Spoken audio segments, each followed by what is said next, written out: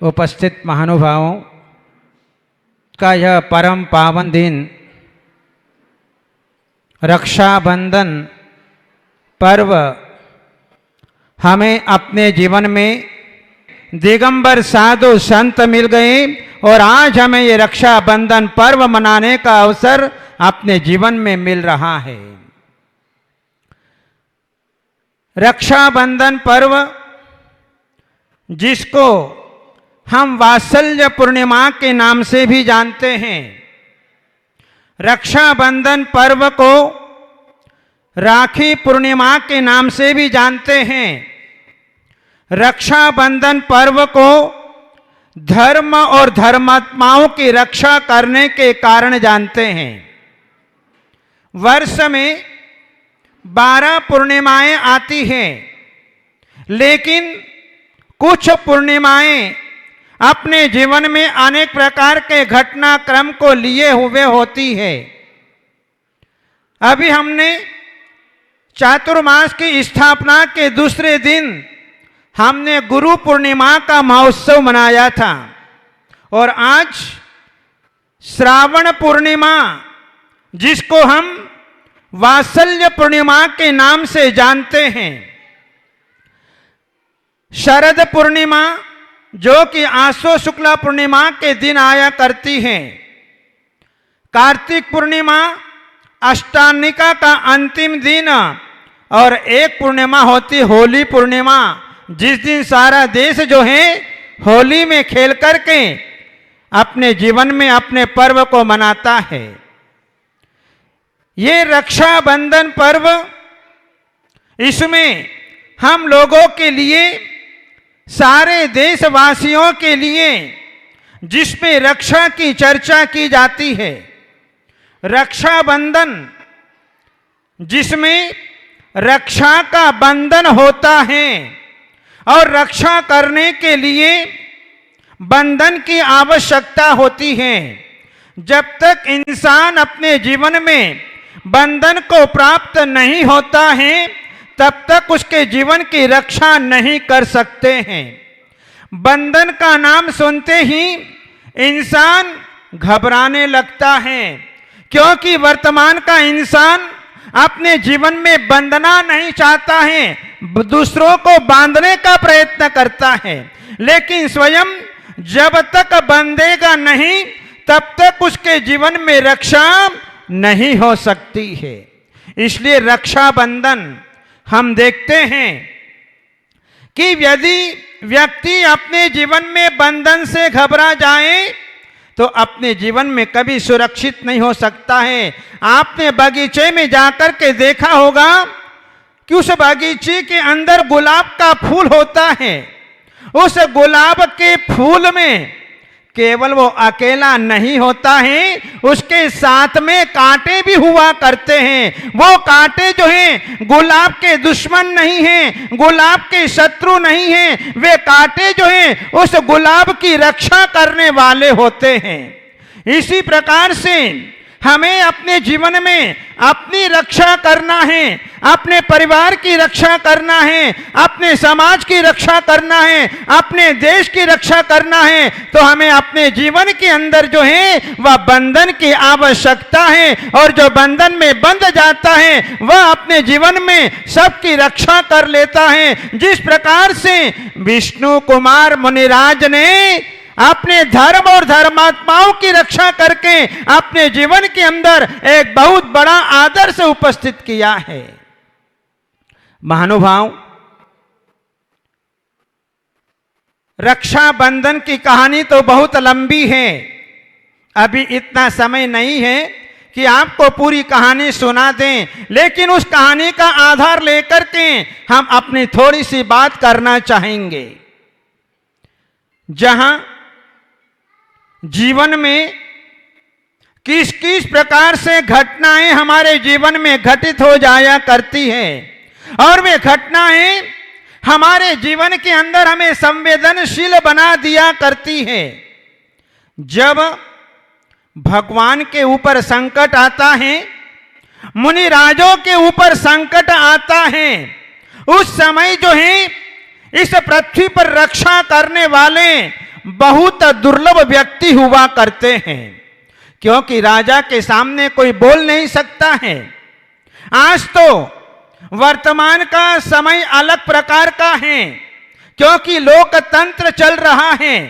फिर भी धर्मात्माओं के ऊपर जब संकट आता है तो हमारी समाज, हमारे लोग, हमारे भक्त वे कभी पीछे नहीं हटते हैं। जहां अभी हमने देखा कि एक माधुरी के ऊपर जो है एक संकट आया तो आज सारी समाज एकत्रित हो गई और आज जो है उसे बंधन से मुक्त कराने का पुरुषार्थ अपने जीवन में किया जा रहा है। जहां हमारे गिरनार के ऊपर जो है इतना बड़ा संकट मंडराया हुआ है, आज वहां पर हमारी समाज जो है अपने तीर्थ क्षेत्र के लिए जो है अपने प्राण देने के लिए भी तैयार हो रही है और जो है गिरनार के संबंध में अपनी आवाज उठा रही है। जहां राजा ने बलि आदि मंत्रियों को वरदान दे दिया, राजा पद्म ने वरदान दे दिया कि 7 दिन के लिए राज्य दिया जाए। जीवन में ध्यान रखना, आज आपको मैं गुरु मंत्र दे रहा हूं। ये गुरु मंत्र हमारे जीवन में अत्यंत उपयोगी है, अत्यंत सलाहकार के रूप में है। ये 3 मंत्र हैं कि एक तो सबसे पहले अपने जीवन में आनंद में वचन मत देना। ध्यान से सुनना, बहुत गहरा रहस्य इसके अंदर। आनंद में वचन मत देना। और दूसरा, क्रोध में उत्तर मत देना और दुख में निर्णय मत करना। ये 3 सूत्र हमेशा अपने जीवन के अंदर याद रखना। जहां पद्म राजा ने अपने जीवन में प्रसन्न होकर के, क्योंकि पड़ोसी राजा जो है उन्हें परेशान कर रहा था और जो है उन बलि आदि मंत्रियों ने अपने बुद्धि के बल पर उस राजा को बांध करके पद्म राजा के सामने ला करके खड़ा कर दिया। राजा प्रसन्न हो गया और उस प्रसन्नता के कारण जो है उन्होंने वरदान दे दिया, वचन दे दिया। लेकिन बलि बुद्धिमान था, उन्होंने कहा कि समय आने पर मांग लेंगे। जीवन में सोच समझ करके वरदान देना, क्योंकि वरदान जो है कभी कभी हम लोगों के लिए महंगा पड़ जाता है। राजा दशरथ ने अपनी जीवन में युद्ध क्षेत्र के अंदर विजय प्राप्त कर ली और उस समय प्रसन्न चित्त हो गया तो रानी केकया के लिए जो है वरदान दे दिया, लेकिन वो वरदान बहुत महंगा पड़ गया। इसलिए जीवन में सोच समझ करके वरदान देना। यदि हम अपने जीवन में वरदान को उधार रखते हैं, हम बनने के बेटे हैं, इसलिए हम अपनी दुकानों के ऊपर लिखते हैं आज नगद कल उधार। वो नियम अपने जीवन में लागू रखना। यदि आप अपने जीवन में उधारी बांटते रहें तो तुम्हारा धंधा ठप्प हो जाएगा। जहां पद्म राजा ने अपने जीवन में वरदान तो दे दिया, खुश तो हो गया, लेकिन आगे भविष्य क्या घटना था वो सामने जो है उनके आ गया। और जो है जब अकंपनाचार्य आदि 700 मुनिराज हस्तिनापुर की धरती पर आ गए और आने के उपरांत जो है देखा कि यहाँ का राजा बहुत धर्मात्मा है, इन दिगंबर मुनियों का भक्त है, इसलिए अब अच्छा मौका है वरदान मांगने की। और जो है चारों मंत्री राजा के पास में चले गए और कहा कि हमें अपना वरदान दीजिए। राजा पद्म ने वरदान दे दिया और जाकर के महल के अंदर बैठ गया और उन्होंने जो है हस्तिनापुर में आए हुए 700 मुनिराजों को उनके ऊपर उपसर्ग करना प्रारंभ कर दिया। मुनिराज के चारों ओर निरंतर जो है अग्नि का धुआं, नाना प्रकार के ईंधन सामग्री के द्वारा जो है मुनिराज के ऊपर उपसर्ग करना प्रारंभ कर दिया।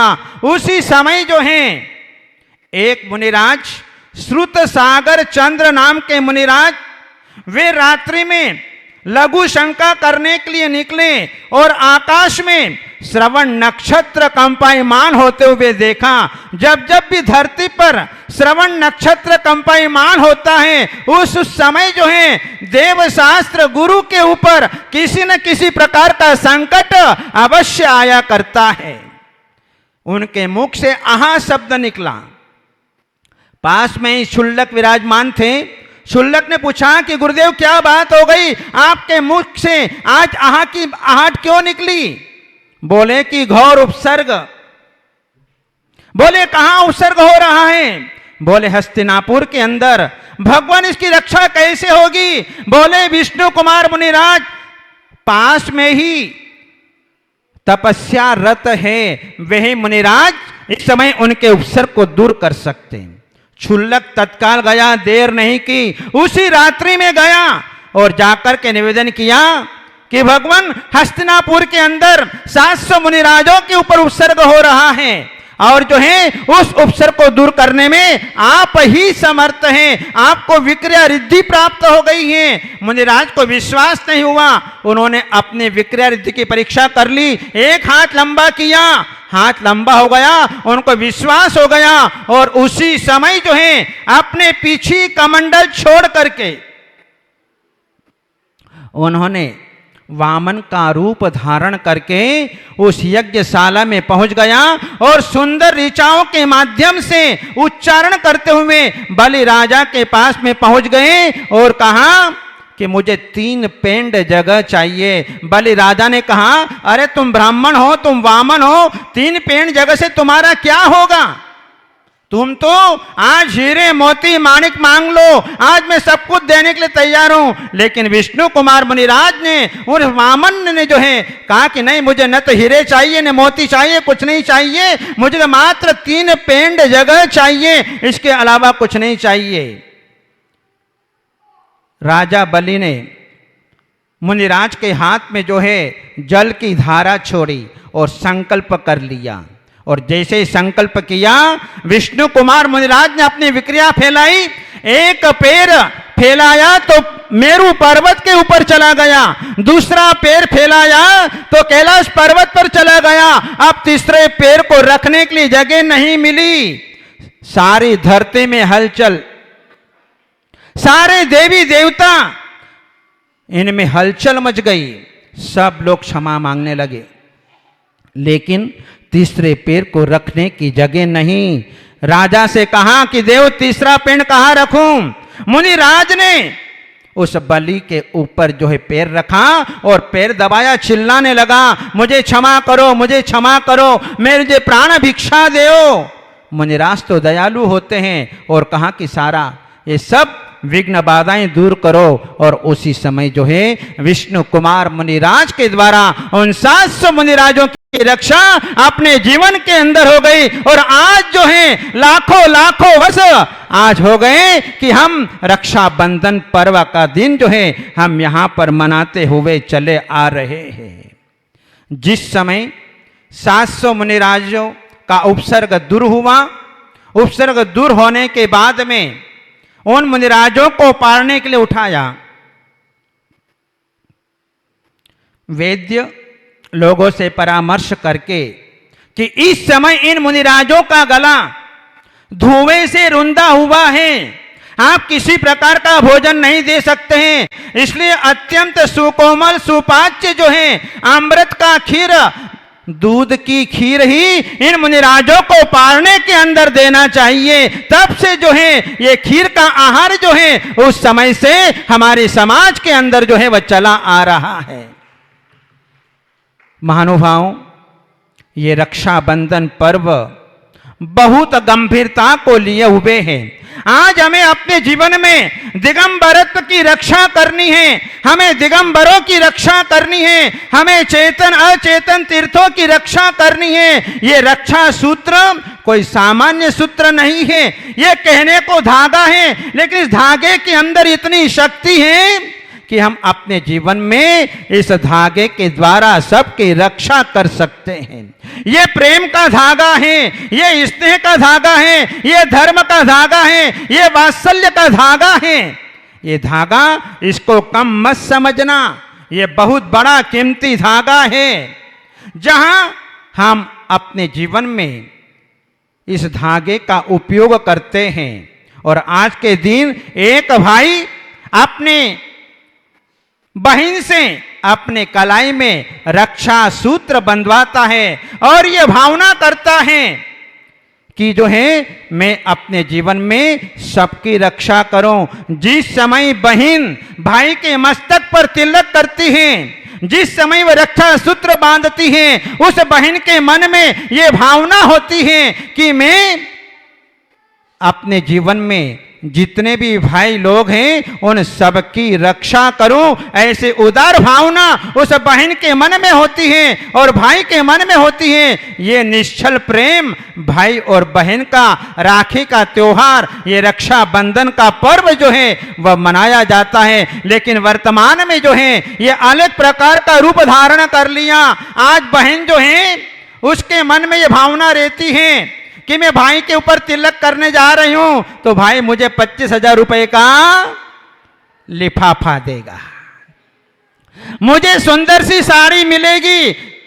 इस प्रकार से इस पर्व को हमने दूषित कर दिया। लेकिन जहां पर हमें धर्म और धर्मात्माओं की, अपने परिवार की, अपने देश की, अपने समाज की रक्षा करने की बात थी, वो संकल्प जो है आज के दिन जो है हम अपने जीवन के अंदर जो है वो कर सकते हैं। जिस समय हमारे देश में हमारे धर्म के ऊपर बहुत बड़ा संकट मंडराया हुआ था, जहां मुनिराज विहार नहीं कर सकते थे, ऐसे समय में विष्णु कुमार मुनिराज की तरह वे अपने जीवन में प्रकट होने वाले चारित्र चक्रवर्ती आचार्य शांति सागर जी महाराज, जिन्होंने अपने दिगंबरत्व का संरक्षण किया, अपने धर्म धर्मायतनों का संरक्षण किया। आज का वो दिन है कि आज के दिन बंबई हाई कोर्ट से हमें फैसला मिला था कि दिगंबर जैन धर्म किसी संप्रदाय की शाखा नहीं है। दिगंबर जैन धर्म किसी धर्म की, किसी संप्रदाय की शाखा नहीं है। जैन धर्म स्वतंत्र धर्म है और जो है आज के दिन जो अपने धर्म की विजय हुई थी और वो दिन रक्षा पर्व का दिन था। और आचार्य शांति सागर महाराज ने 1105 दिन के बाद अन्न का आहार ग्रहण किया था।